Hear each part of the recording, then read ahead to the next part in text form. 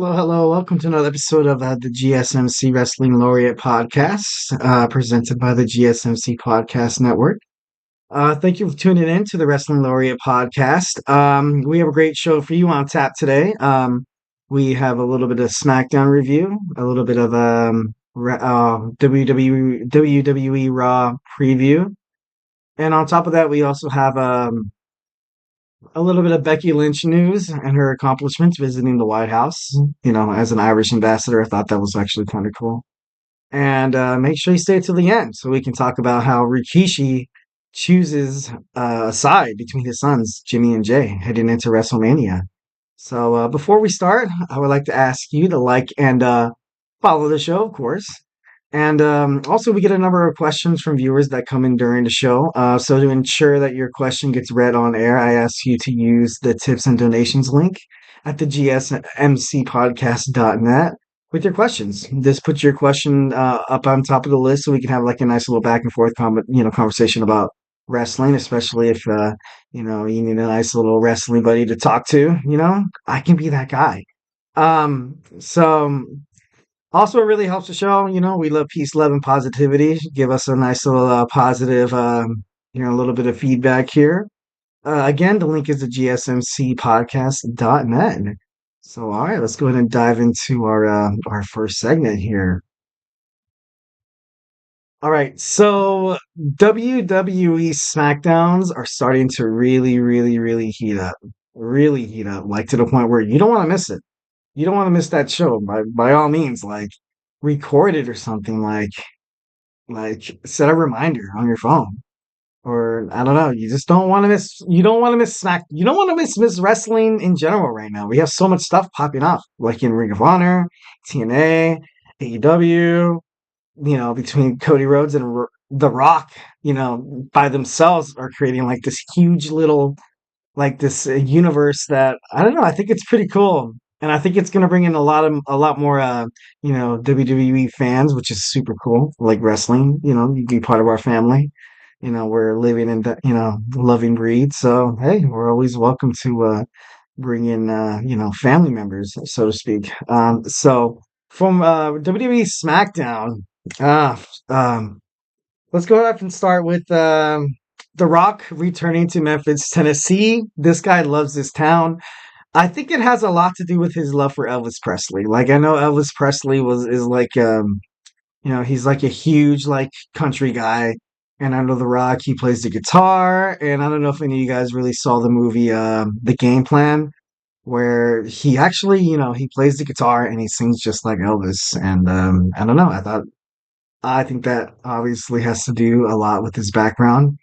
And what I kind of want to address is like he comes in and he's supposed to have this kind of have this persona as a heel, but I don't know, as a viewer and as like a WWE fan or even as the Rock fan, like you can kind of sense this battle like within him. Like he wants to be like it's not like he wants to be babyface.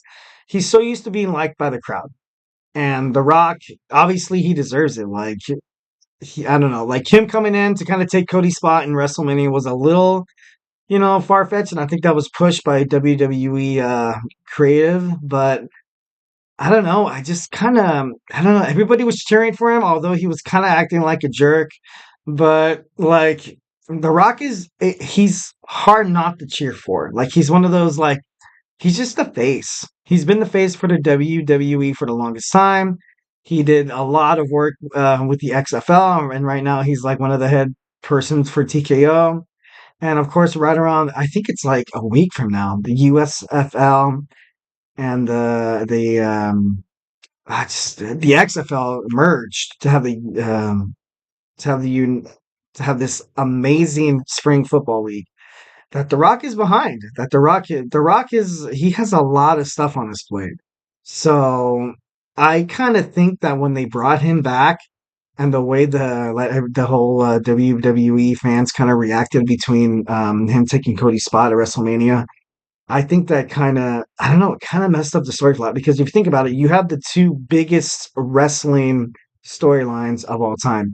You have Roman Reigns, who has had the title for oh god as long as I can remember when I walked. No, I'm just kidding. I'm too old for that. No, but anyways, but he was I think he's like 1,000 and something days.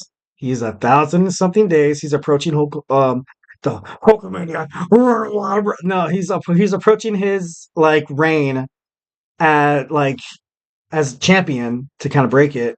But obviously, I don't think anyone's gonna break Bruno San Martino's. That was kind of like back in the day. I don't think a lot of wrestling is kind of made like that. But I don't know. You kind of have the Roman Reigns aspect of it, and then you have The Rock coming back, and then right in the middle, you kind of have the head of the table storyline that I think a lot of people kind of wanted to see between the bloodline. Like you had Jimmy, Jey Uso, Solo Sikoa, and like now they kind of wanted to. I don't know, bring that in. Like I know a lot of people. There's been a lot of speculation that Vince McMahon kind of brought that storyline to kind of like be a scapegoat and to kind of take the attention off of what's happening between the whole lawsuit about the alleged sex trafficking between the other officials that involve Tony Nick Khan, Stephanie McMahon, and just it's kind of a mess right now. It's kind of a mess, and which included Brock Lesnar, which we talked about on Friday's podcast. That's the reason why we're not going to see Brock Lesnar versus Gunther, because the plan was him to fight Gunther at WrestleMania, but obviously that is to no avail. But neither here nor there. So that storyline, and then you have Cody Rhodes winning the Royal Rumble, second year in a row, challenging Roman, and essentially giving it up to The Rock. But honestly, I think Cody's story kind of I don't know, it kind of took you know main priority, and I think that was I thought that was the right move, because we all as the WWE universe kind of wanted The Rock to become involved in this in some time. And the fact that he's kind of involved in now, and the fact that he has a new movie coming up and he won't be free till like after SummerSlam, um, I don't know. It kind of puts things in perspective here. Honestly, I think at WrestleMania, if Cody does not win if he does not beat Roman Reigns, it's gonna be kind of tough. It's gonna be kind of tough for WWE writers to kind of think of another storyline for one, Cody, and for two, Roman, and for three, if The Rock decides to come back, four, where Solo Sikoa is gonna wind up, because Solo Sikoa really hasn't really had a match in a long, long time, and I don't know when they're gonna jumpstart his singles career. And then you also have Jimmy. Right now, they're kind of feuding with he's feuding with Jay. Honestly, I think that should kind of end it with both of them kind of coming together and like being a tag team again, especially with the tag team division wide open now. I don't know if they're gonna either unify the tag team championships that Damian Priest and Finn Balor hold right now, but I don't know. There's just too much tag team talent for that to happen. You need to split the belts up. WWE, you need to listen. You need to split those belts up, because like so much talent heading toward one goal. I don't know. It's going to cause for like a lot of discomfort, probably behind the backstage, kind of behind the scenes. You're going to have like a lot of because that's all. Those are all contracts that you have to pay. You have to pay these superstars. So that's something you cannot change. What you can change is add another title in the tag team division. I don't know if they're going to split it up between Raw and SmackDown. What they kind of did with the women's championship was you have the WWE Women's Champion, and you have the World's Heavyweight Women's Champion, which is kind of how WWE has done it this whole time when they kind of did the brand split back in 2005, when you had Batista and you had John Cena kind of working it. But I don't know. That whole thing is just kind of like just something within itself, and it's going to be interesting to see how that all unfolds. So basically, The Rock comes out, he sings the song. Once again, just antagonizing Cody, saying that, oh God, that Cody was basically brought into this world through drugs and cheap condoms, which was, you know, it was very like, I can imagine how WWE fans would feel, feel angered and stuff like that because a lot of people are really into this Cody Rhodes storyline. But I don't know.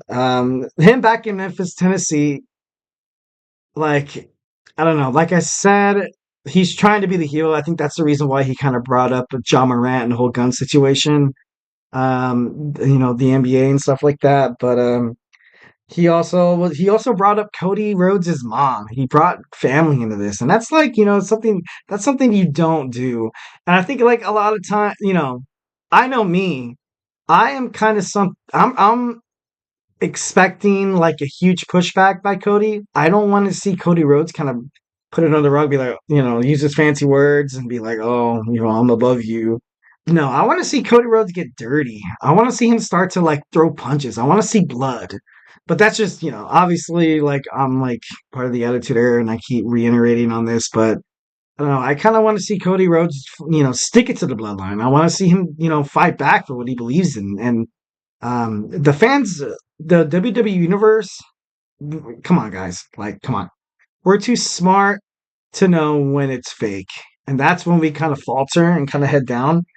But we know as wrestlers that, like, I don't know, the closest to the point where the storyline feels real, that's when you get the most viewership because the last ratings for WWE Raw and SmackDown have been absolutely through the roof.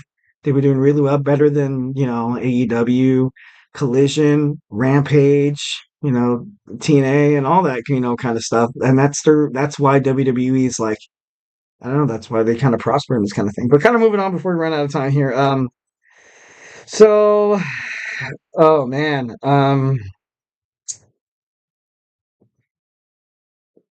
Going into the six-pack challenge between the tag team titles going on at WrestleMania, the ladder match, you have Alberto Carrillo moving up with Angel Garza. So I think they're gonna fit pretty well in that kind of category. I don't know if they're gonna be like a heel like during the match, but they're entertaining as hell to see. And the I know the LWO, their tag team kind of moved on too, so they kind of have. I don't know. It's a ladder match. You're gonna see like a lot of bodies flying through the air, and I don't know. It's gonna be pretty cool. Also, Jey Uso challenged his brother Jimmy. Jimmy ultimately, accepted in a promo that he just looked so crazy. He just looked so evil. Like he looked like he was just like ready to fight. And I eat that up. That's awesome. That's what we all eat up. That's exactly what we all want as WWE fans. And I don't know. I thought that was pretty sick. Good promo. Good promo. Way to cut it. Also, you see Randy Orton kind of feuding with Kevin Owens right at the end of, well, not right at the end of SmackDown, but during the end of their match between Austin Theory, where Kevin Owens did the stunner, then Theory jumped up, and then like Randy hit the RKO. I gotta be honest, that was pretty cool, but I don't know. They're setting up for this triple threat match. It's gonna be super awesome to see. But I think at the end of the day, Logan Paul will walk out as champion. But I don't know. I just think I don't know, that's just WWE. Um so Rey Mysterio also came out and challenged Santos Escobar, which I think is gonna be a good match. You kinda have two cruiserweights, you kinda have like a kind of like a bruiserweight kind of thing against like the high flying, the legendary Rey Mysterio. Obviously you can't go wrong with Rey Mysterio. He's gonna, he looks jacked. He looks like he's been working out, taking protein shots, maybe eating eggs on like this low carb diet. Like, I don't know. Like he looks great. He looks great for his age. Also, you had Tyler Bate and Pete Dunne moving on, beating Pretty Deadly. And although in this promo with the Damage Control and Bailey was ultimately destroyed by Damage Control. And I don't know, it looks pretty dire for her at this point.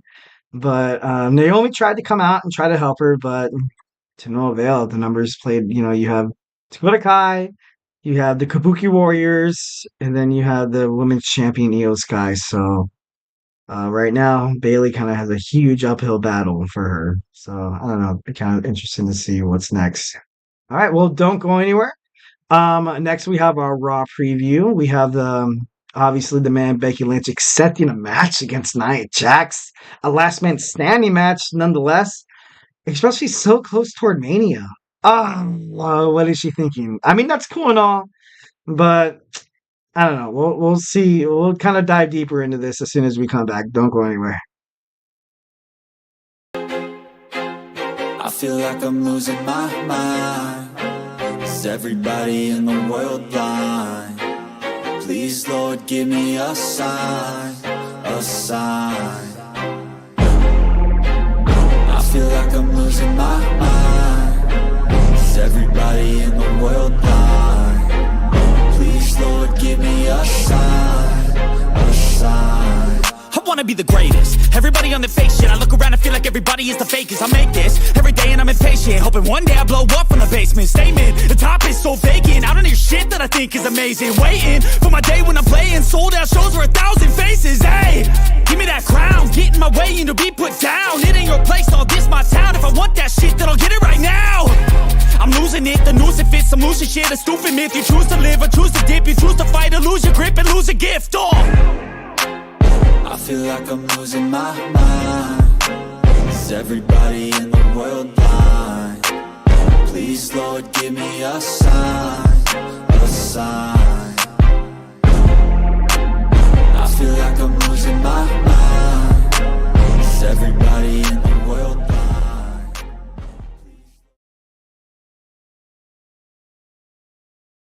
Hello. It's Eric Rodriguez, your host of the Wrestling Laureate podcast presented by the GSMC Podcast Network.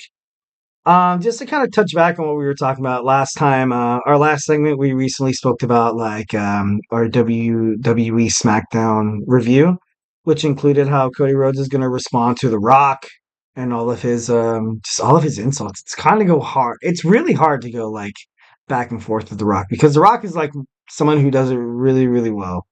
Very, very well. Kind of like John Cena, where you can't really beat him on the mic, but I don't know. I just those two superstars are kind of like one of a kind. They're a special breed. That's the reason why they're so popular. That's the reason why they sell so much merchandise, even to this day. And John Cena and The Rock both like they dabble inside and out of the WWE, but it's obviously they kind of portrayed themselves on this pedestal that kind of helped them. I don't know, just kind of be the status quo of like what kind of makes a WWE superstar, especially all the trash talking, especially all the hustle, loyalty, and respect. And if you smell, like, I don't know, they have catchphrases like, maybe that might be a thing to it, but I don't know. All in all, I thought, I don't know. It's hard to become a wrestling superstar, but as soon as you become something as great as The Rock or John Cena, or even Triple H was pretty good on the mic, but either we're moving on here. So let's go on and move on to our Raw preview. Our Wrestling Raw. We have a couple Raws before WrestleMania, and like I kind of mentioned before, that the whole storyline between Cody Rhodes, Seth Rollins, and the Bloodline, it's to the point where it's either put up or shut up. Like it's. I kind of want to see, bare knuckle like brawling, but I don't know. A lot of people like, and I listened to a bunch of podcasts and a couple of stuff on YouTube that a lot of people are hoping that Seth Rollins kind of taps into that old school like Shield Seth Rollins kind of feel like, where he comes out, and he beats the heck out of somebody like to a bloody pulp with Cody because honestly, Cody's, if Cody doesn't stand up for himself, if he doesn't stand up for against The Rock, who was making fun of his family, like imagine like, someone sent, like, I know this is kind of a little off topic, but I remember playing basketball when I was younger. Okay. And, I used to bring my brother, and my brother wasn't the best basketball player, so to speak. I was kind of like one of the better ones, but not toot my own horn here, but, um, there was a point where he was just getting like just minced me by his defender, and I felt really bad. So then we were going through. He was gonna pass it to me. No, I was gonna pass it to him, and I was trying to create this like pick and roll kind of thing. And the defender came up that was like trolling him all game, and I straight up shoulder checked him right to the side. And I felt really bad because the kid was actually pretty cool. Like, I'm not going to disclose names or anything like that, but we actually ended up being really, really good friends. But the point of this story is that I really am a pretty cool, calm, and collective guy. But as soon as something happened, as soon as someone threatened my family, that kind of like burned a fire inside. Like, I don't know. It was to the point where I was like, oh, heck no, I'm not gonna let this guy just bust jumpers all over my brother.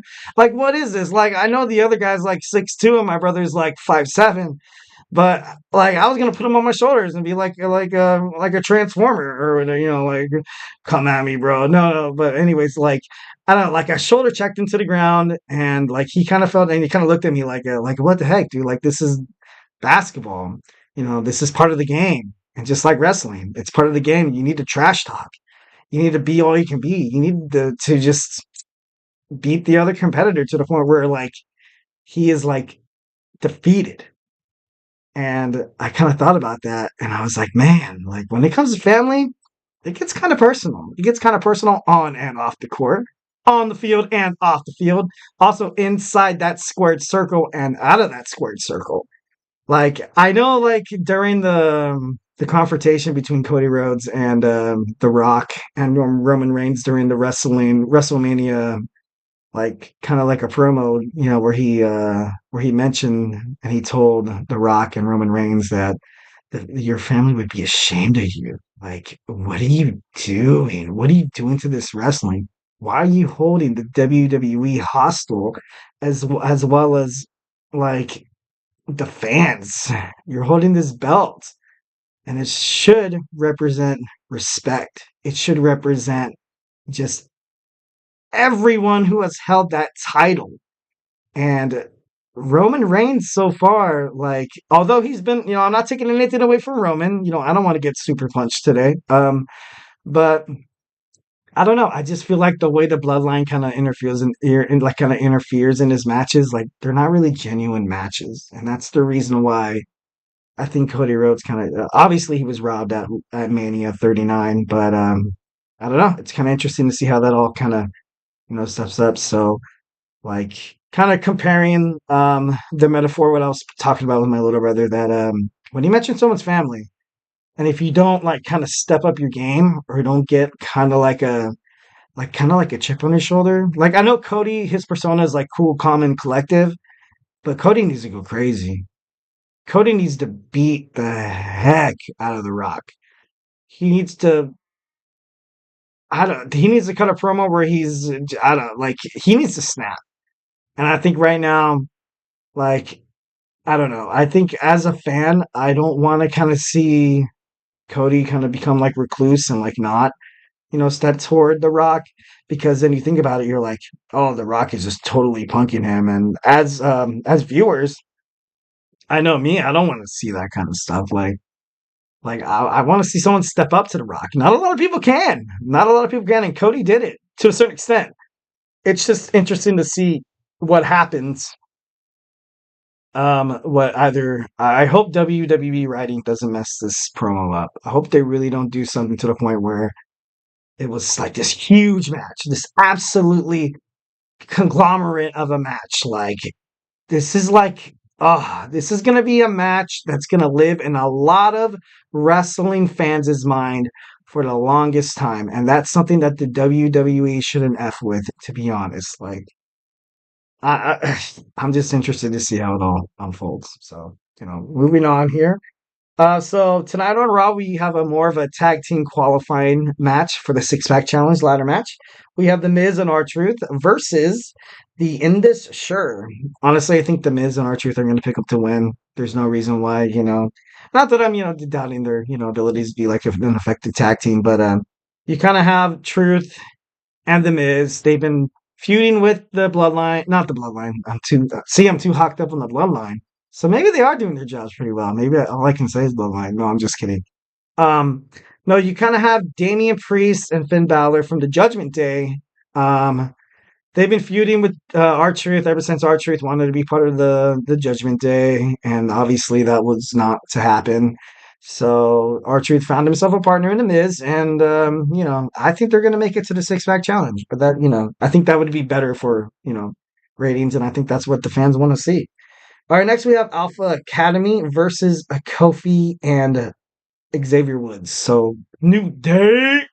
Um, this is where I kind of have a problem here. If I was WWE writing, I would have put Alpha Academy to fight the Indus Sure and the Alpha Academy obviously propelling and winning and being granted a place in that six-pack ladder match for the WWE World Tag Team titles. And I would have the New Day as well beat the Miz and R-Truth. It's not like I don't want to see the Miz and R-Truth like fight the Judgment Day, but I think then these two guys fighting against each other. I think these two should honestly be in the match. I don't think it should be like an either or kind of thing. I think it should be like an and. The Alpha Academy, it's going to be Otis and Tozawa against the New Day. But since Chad Gable's kind of not into it, like, I think that the New Day is going to, obviously, they're going to win. So now we have, that. Um, of the last tag team qualifier match, I have the Creed Brothers, which is basically kind of like I don't know if anybody paid attention to like wrestling like during the 2000 and I think 18 where they had American Alpha with Chad Gable and Jason Jordan. For me, I kind of look at these guys and I kind of see like a kind of like a reboot, which is kind of cool. I like that. I really liked American Alpha when they when WWE created this storyline of Jason Jordan, oh, he's Kurt Angle's son. He's getting opportunities that he should not get. Like I really like Jason Jordan and Chad Gable as a tag team. Like I said, I am a huge fan of the chemistry. You can see that in a tag team match, and it's very entertaining from a marketing standpoint, from the organization, from the fans. Obviously, that's what they're trying to market, our demographic. But I don't know. I think that the Creed brothers are pretty good, but they're against DIY. Why against DIY? Johnny Gargano, Tommaso Ciampa. I want to see both of these teams in the match too. I don't want to see an either or. I want to see both of these guys in there. To be honest, I would like to see both of these guys more than Pete Dunne, Tyler Bates. I like the LWO. I want the LWO in there.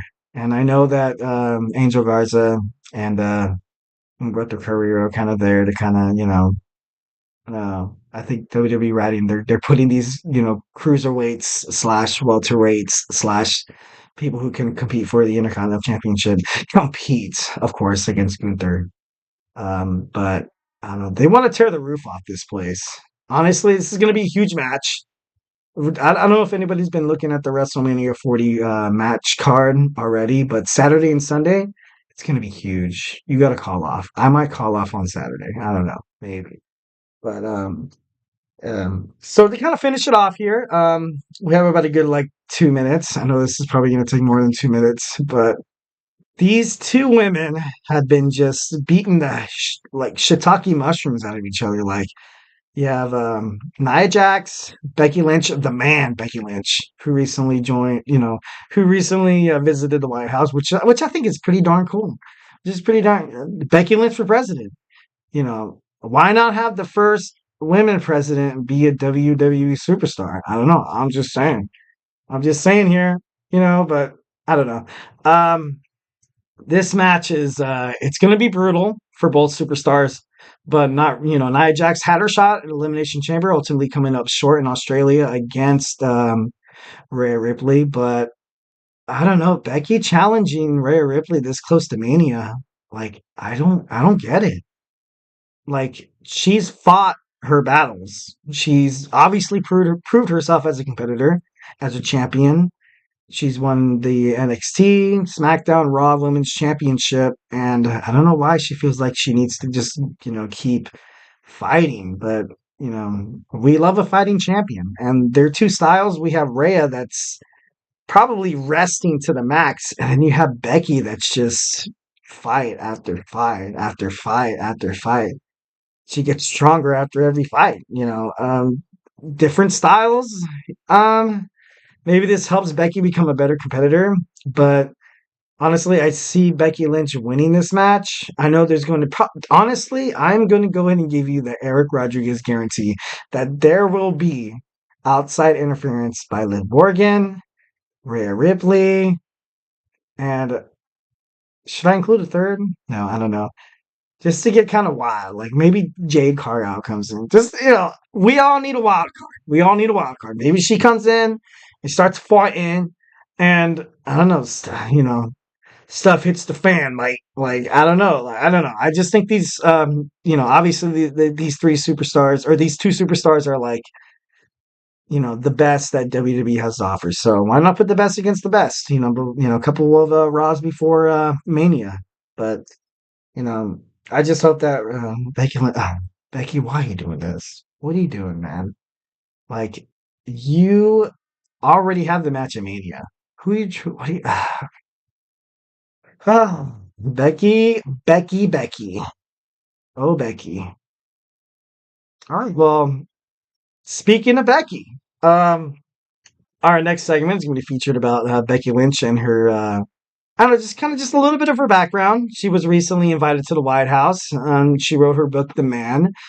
It was appreciated and honored by President Joe Biden. And I don't know. Let's go in and dive a little bit deeper on this enigma called Becky Lynch. Stay tuned.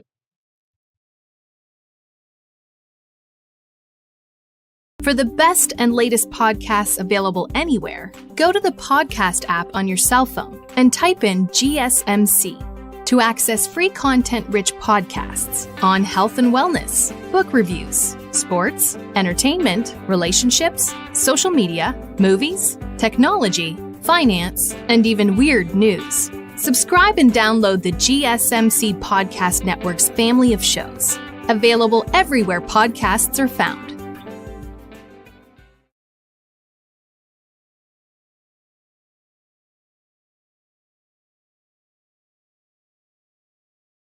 Hello, hello, hello. Welcome back to the GSMC Wrestling Laureate podcast.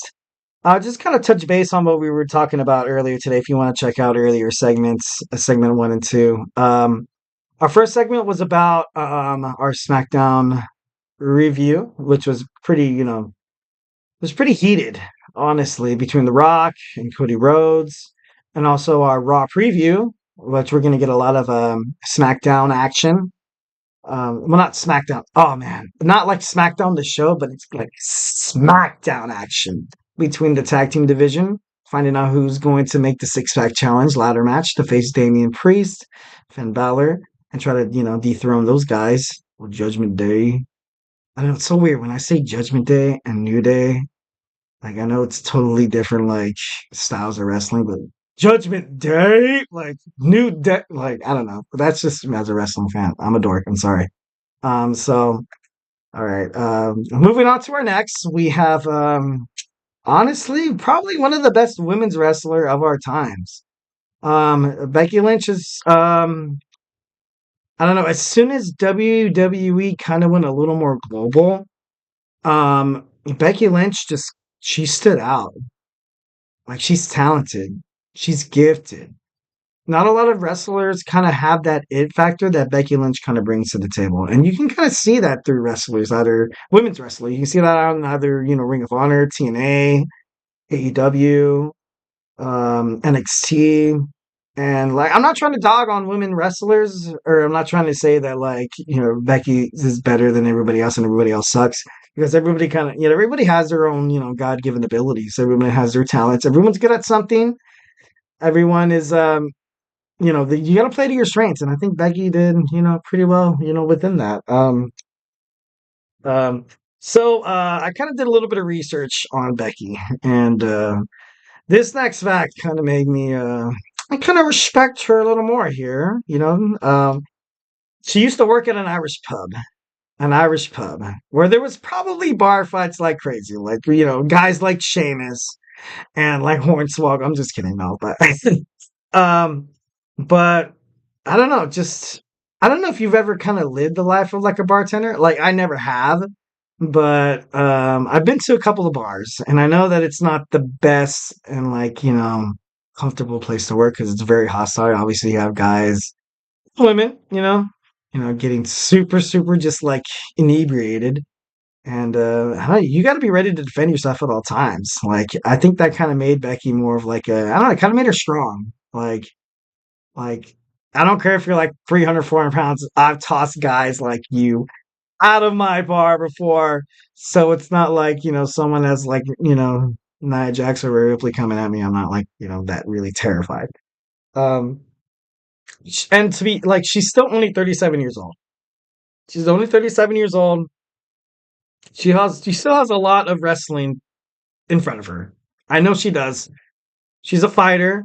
She's she's a mom, guys. She's a mom. She's the wife to obviously the visionary Seth Rollins, who's also 37 years old. I thought that was kind of crazy how both of them are the same age. But she's moms kick ass, guys. Like a lot of people go off to their 9 to 5 jobs, and especially back in the day, especially back in the American society where it was normal for women to stay home, kind of like the homemakers and stuff like that, and for men to go off to work. But um, honestly, like kids are kids. As a father, like kids, it takes work. We love them to death. Love them to death. They're a godsend. God bless them. But it's sometimes it seems a little easier to go off to work, but it's not.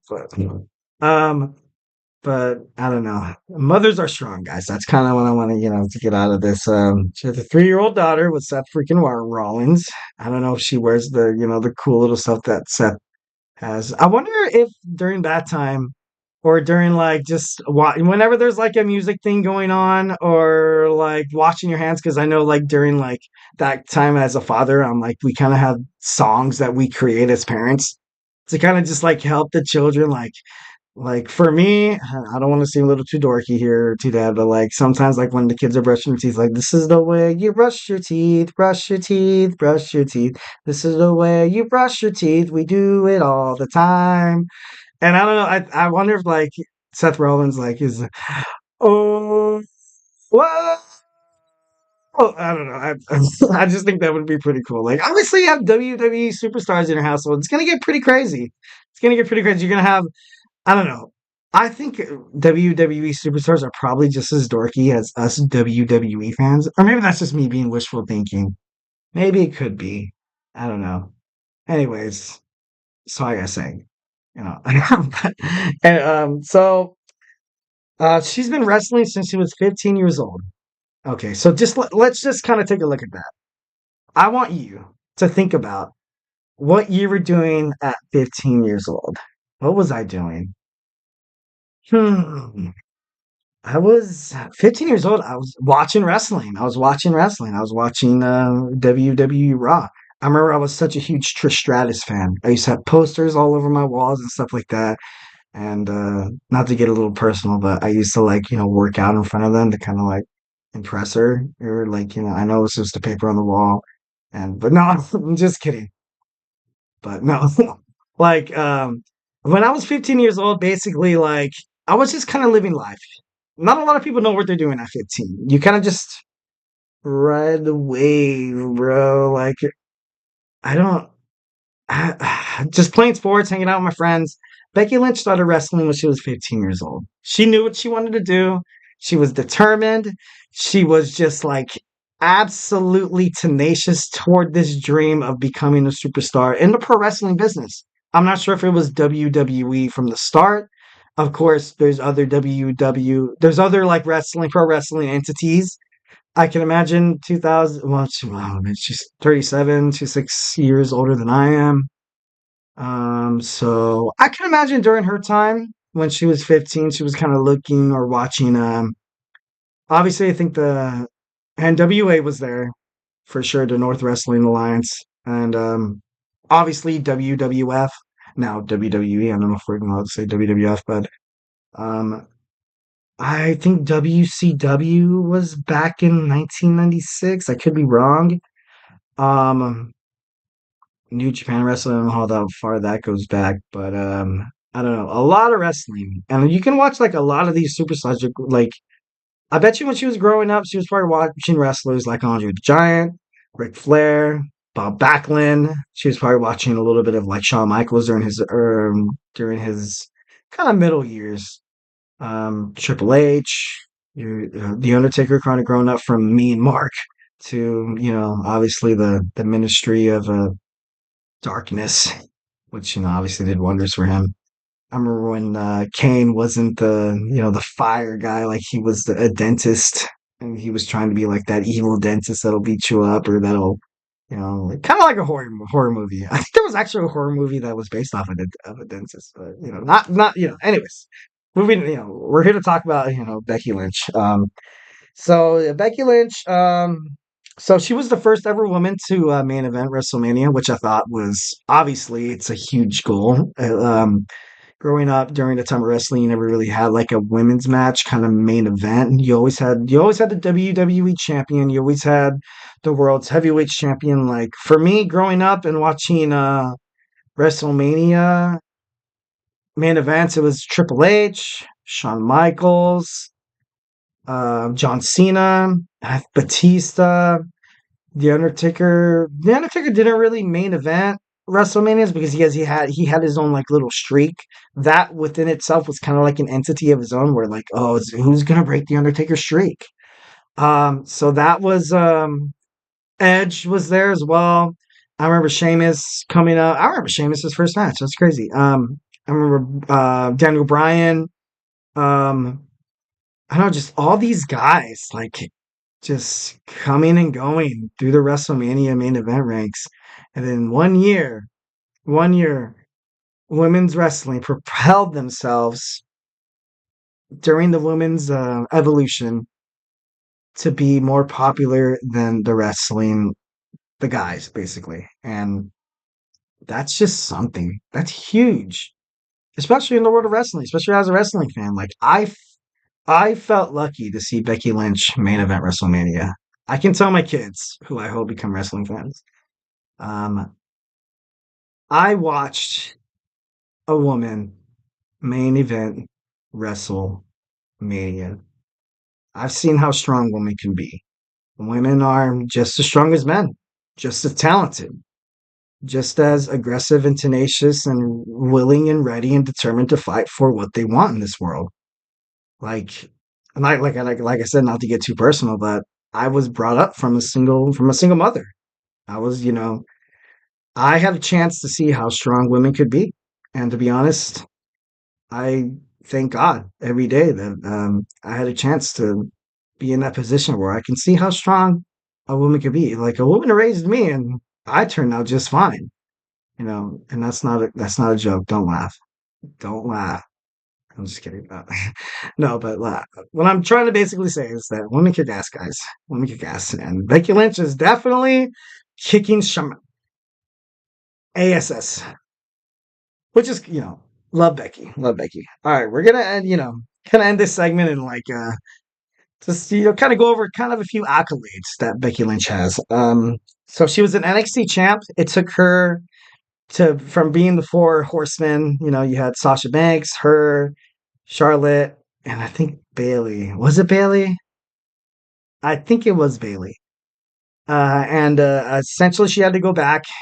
And I think that we talked about this in a couple of podcasts ago that when she went back to NXT and she won the championship, and she was just able to propel young talent from there, like from the championship stand, kind of like on a. It's kind of comparing apples to oranges there, but the Becky Lynch was able to, I don't know, just kind of help these young women superstars kind of get into this place where they can fight for championships like the NXT Women's Championship, or like let's look at Ring of Honor. Like you can have women fighting for that, for the TBS Championship. Like I see Becky Lynch as kind of like a trailblazer in the world wrestling industry because she could help these superstars become better and better and better. And I think that's what she wants. I think she just wants to see women's wrestling kind of get a lot more attention than it has been within like the past couple of decades, which it has definitely. The professional wrestling industry has, obviously changed a lot.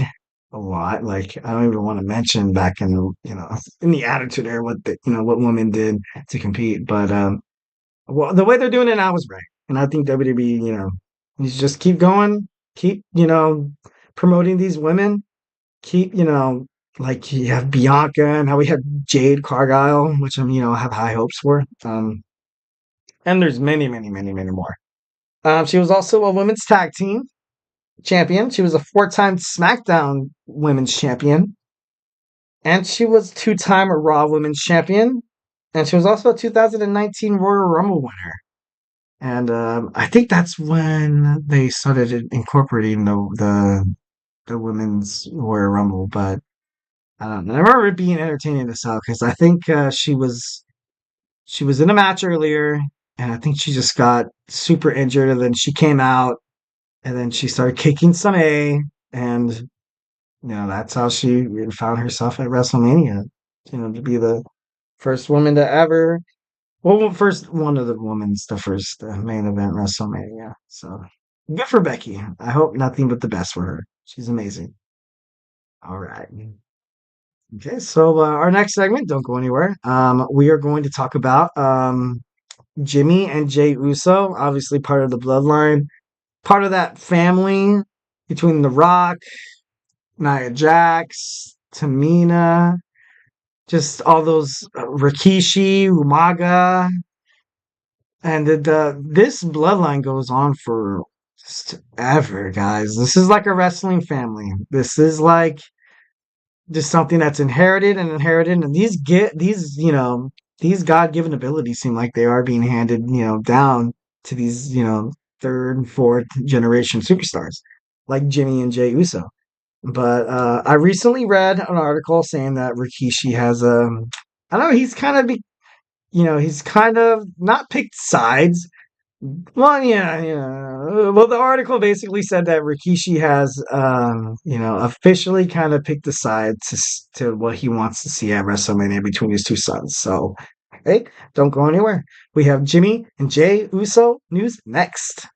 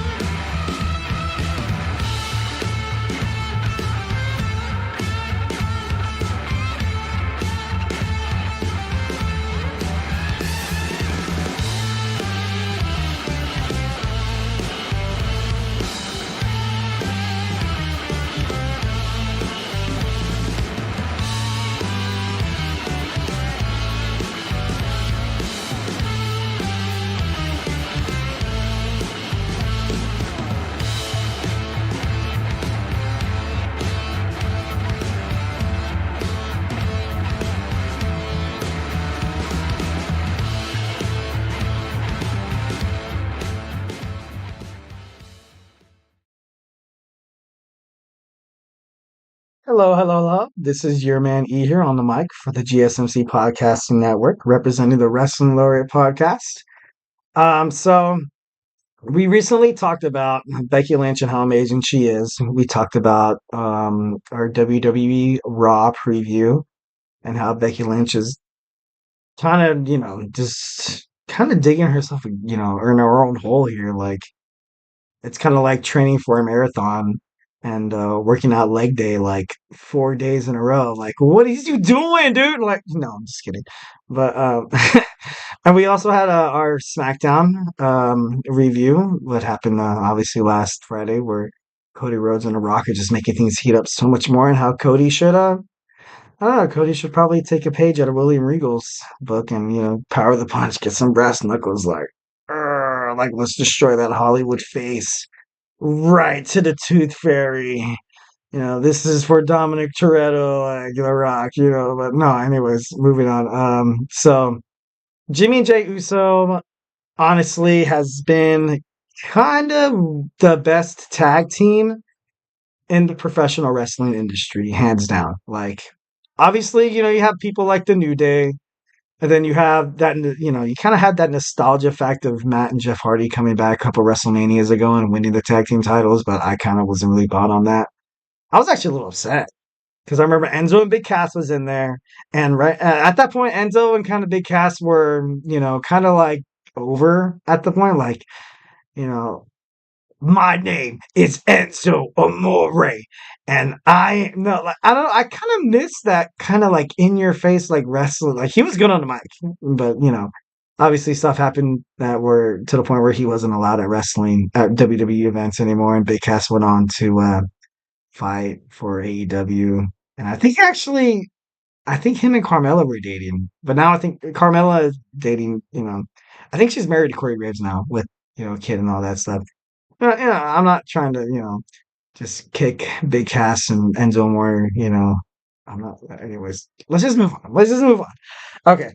So Rikishi said, their father, Rikishi Fatu, said in an interview that if not like if you had to pick your two sons, like how do you feel about your two sons facing at WrestleMania? And to be honest, his answer was kind of just as we as parents would expect if you had your two children fighting at the grandest stage of them all, a sports spectacle in entertainment.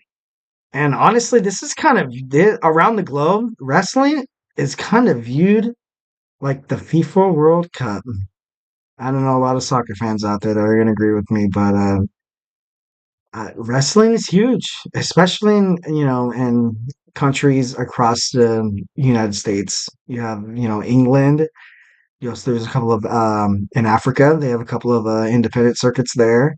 Um, Germany, India. Like these guys come from everywhere. New Japan, Australia.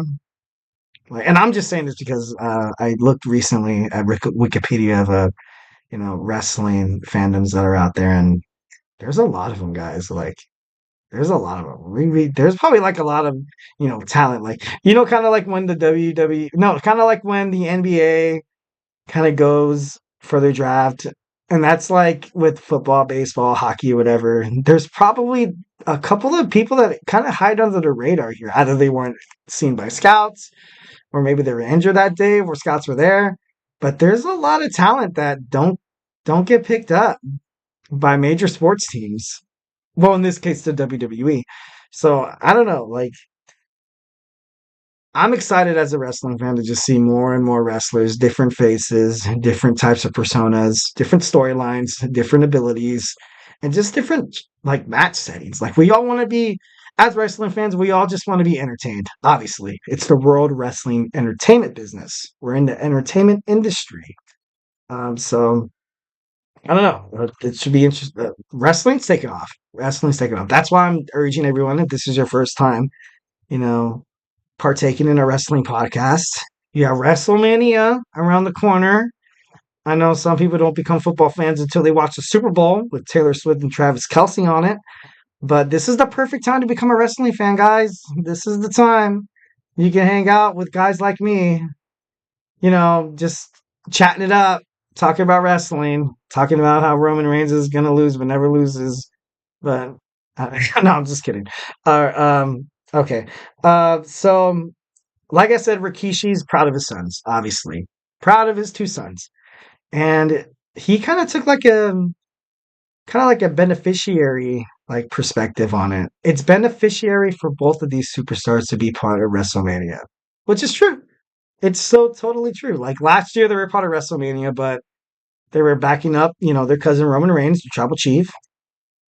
But I'm trying to see them go out and have their own scope. I know Jey Uso has been doing his singles thing, and he's been doing actually pretty phenomenal. He's been fighting people like Drew McIntyre.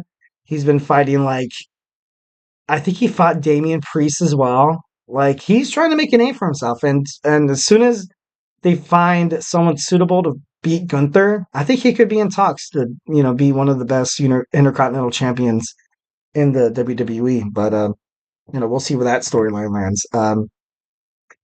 For Jimmy has kind of been a little less like promoted by the WWE in terms of like singles action. like I said, I hope they, put their differences aside and they come back together for the WWE tag team division, because right now, I think the tag team division really needs them. I don't know why WWE is not pushing teams like the Street Profits or DIY or the New Day coming back from NXT. I don't know why they're not really pushing them. They kind of have those two tag team belts within the Judgment Day. And the Judgment Day, they're running out of time.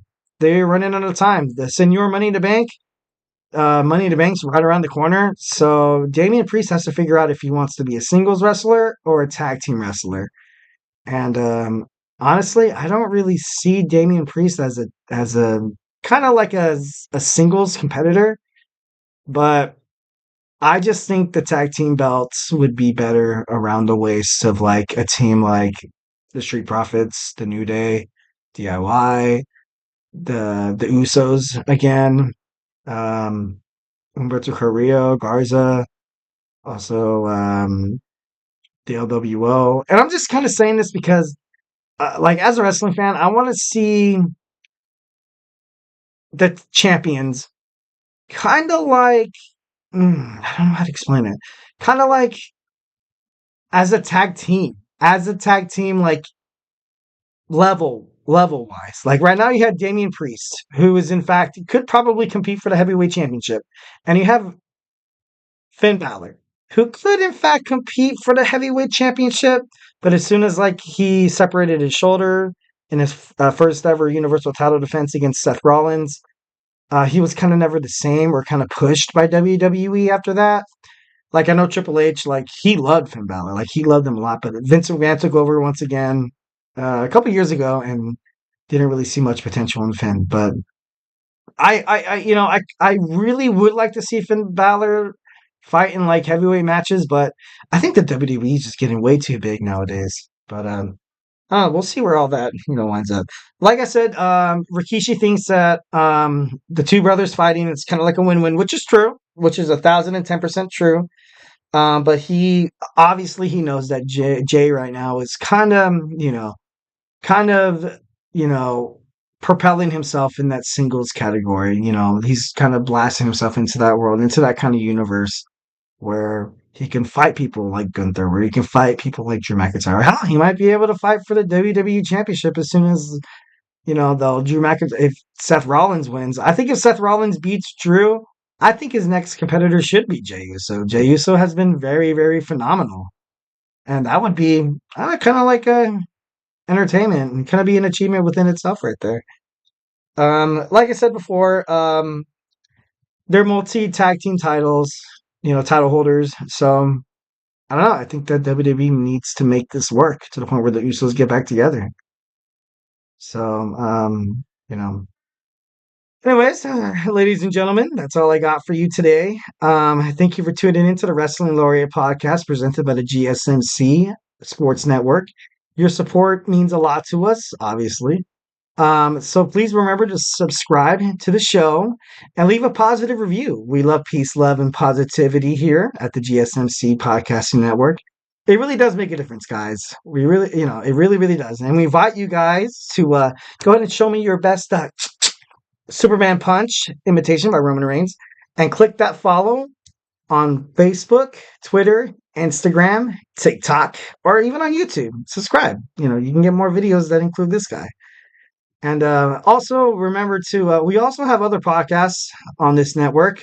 So if you're not like completely into wrestling, I hope I entertain you guys enough to, be like, I don't mind watching. I don't like really watching wrestling, but I like seeing this dork just completely just fanatic and drool over wrestling. So, I don't know. If you're not into me, we have my man Nelson on basketball. We have Sam with baseball, Thomas on college sports, Kenneth on football, TJ on sports.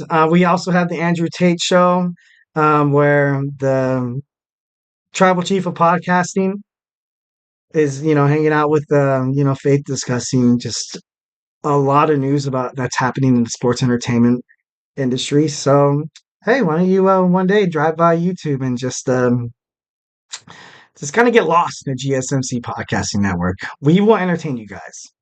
Definitely. So, yeah, like I said, have a phenomenal day, and I'll see you guys tomorrow. I hit a shit and the coffee ain't hit yet. Damn, ain't that great. I don't wanna go to work.